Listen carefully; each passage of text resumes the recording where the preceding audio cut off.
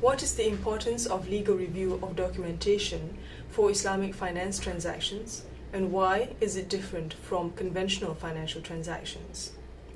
First, we have to understand what is the legal review, or what is the process of legal review of documentation for these transactions.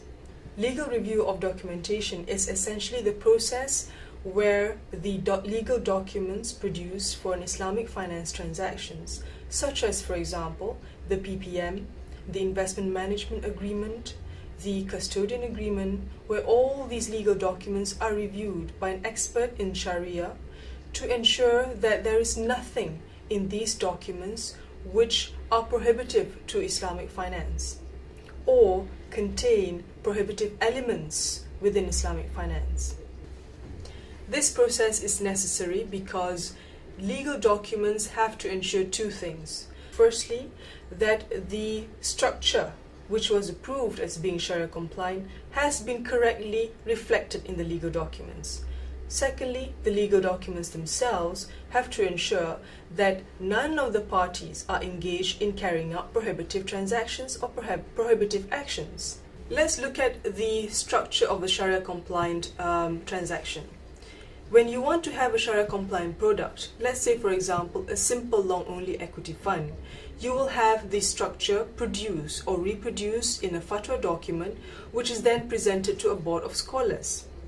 The scholars will then opine on the Sharia compliancy of the structure, which includes the appointment of an agent, the investment manager, for example, the appointment of a custodian, and various other appointments by the fund of its service providers.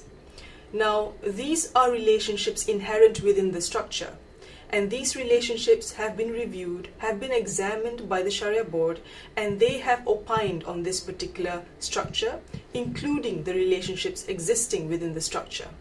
In their opinion, the relationships existing between the fund and the service providers are all Sharia compliant, and therefore they approve of the structure and issue a fatwa.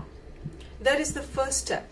However, you have to ensure that these legal relationships which exist in the structure are correctly reflected in the legal documentation. For example, where you have the appointment of a custodian or the appointment of an investment manager, all as agents, these appointments must be reflected in the necessary legal documents.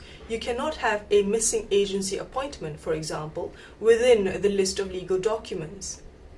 Secondly, these legal documents must also ensure that the parties which are engaged in the transactions, which are involved in the structure or existing in the structure, do not perform or carry out any actions which are prohibited within Sharia. You have to ensure that no interest is charged. You have to also ensure that there is no investments in prohibited assets, for example. Hence the importance of legal review of documentation in Islamic finance, because you have to ensure that the legal relationships which exist in the structure, as have been approved to be Sharia compliant by the board of scholars, are actually present and are actually reflected in the legal documents. And then of course we have to ensure that Sharia investment guidelines, such as for example investable stocks and shares, are also again reflected in the necessary documents, such as the prospectus, for example.